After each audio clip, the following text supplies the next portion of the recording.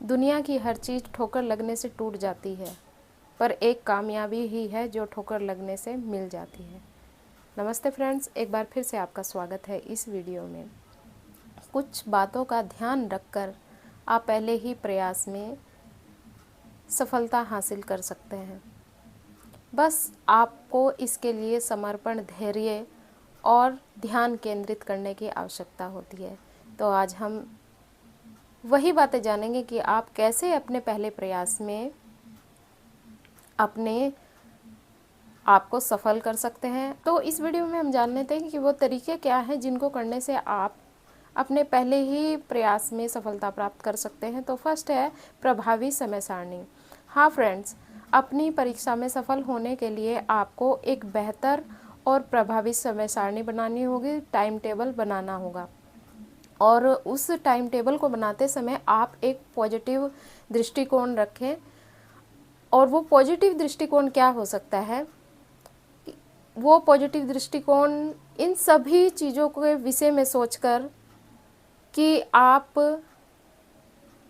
किन विषय को कितना टाइम देना चाहते हैं, कौन से विषय को कौन सा कितना टाइम देंगे, और उससे भी ज़्यादा आप पहले कौन से विषय को इम्पोर्टेंस देना चाहते हैं। सबसे पहले अपने टाइम टेबल में आप कौन से विषय को रखना चाहते हैं, इसी को कहते हैं प्रभावी समय सारणी।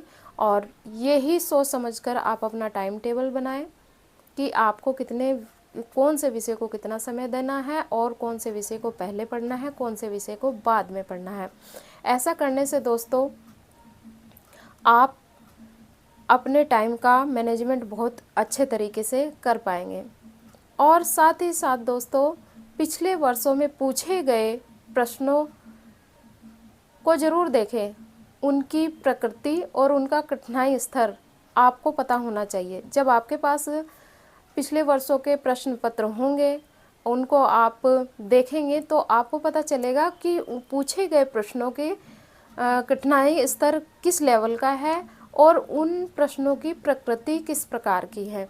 दूसरा तरीका है, अपने पाठ्यक्रम को छोटे छोटे खंडों में विभाजित करें।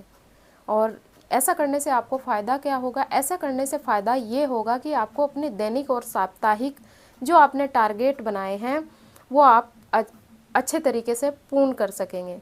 तो आपका जो भी सिलेबस है उसको छोटे छोटे भागों में डिवाइड करें, और वो भी इस तरह से कि आपका दैनिक टारगेट क्या है, कितनी आपको पढ़ाई करनी है, कितना पोर्शन करना है, कौन सा पार्ट आपको पहले करना है, और साप्ताहिक तैयारी आपकी क्या है, इन सब का आपको पता चलेगा।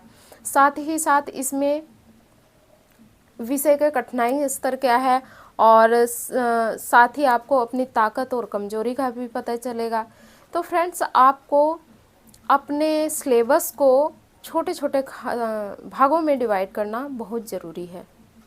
तीसरा तरीका है, अपनी प्रगति का मूल्यांकन करें। और वो कैसे कर सकते हैं आप? वो ऐसे कर सकते हैं कि आपको प्रैक्टिस सेट लाना है और प्रैक्टिस सेट लगाना है। जब आप अपने टॉपिक्स को ख़त्म करें तो उसके बाद आप प्रैक्टिस सेट लगाएं, ज़रूर लगाएं। और या तो आप ऑनलाइन प्रैक्टिस कर सकते हैं। तो इससे आप अपना मूल्यांकन करेंगे, अपनी प्रगति जो आपकी प्रगति कर रहे हैं उसका मूल्यांकन आप बहुत अच्छे तरीके से कर पाएंगे। और फ्रेंड्स, तैयारी के दौरान चिंता और घबराहट होना एक स्वाभाविक बात है, तो आपको उससे घबराना नहीं है, बल्कि अपने ऊपर और अपनी कैपेसिटी पर आपको भरोसा रखना है और अपनी तैयारी आपको करते रहना है। और चौथा तरीका है ऑनलाइन कक्षाएं। दोस्तों, आप देखते हैं कि आज के समय में बहुत सारी ऑनलाइन क्लासेस उपलब्ध हैं, तो और वहाँ पर जो विषय विशेषज्ञ हैं वो आपको पढ़ाते हैं और आपके विषय के बारे संबंधित आपको जानकारी देते हैं। इससे आपकी जो तैयारी होती है वो बहुत अच्छे तरीके से हो जाती है, क्योंकि वो चुनकर कुछ मटेरियल आपके लिए रखते हैं। तो आप चाहे तो, अगर पॉसिबल हो सकता है तो आप ऑनलाइन क्लास ज्वाइन ज़रूर करें। इससे भी आपको अपने पहले ही प्रयास में सफलता मिलना संभव हो जाता है। तो अगर संभव हो तो आप ऑनलाइन कक्षाएं भी ज़रूर ज्वाइन कर लें।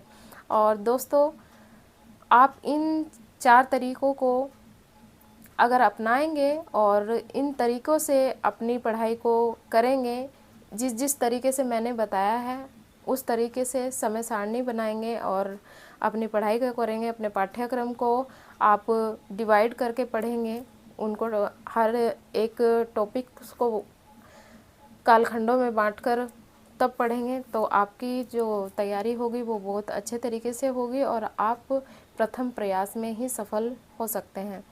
और फ्रेंड्स, अगर आप चैनल पर नए हैं तो चैनल को सब्सक्राइब ज़रूर करें और वीडियो को लाइक करें। तो फिर मिलते हैं नेक्स्ट वीडियो में, तब तक के लिए धन्यवाद।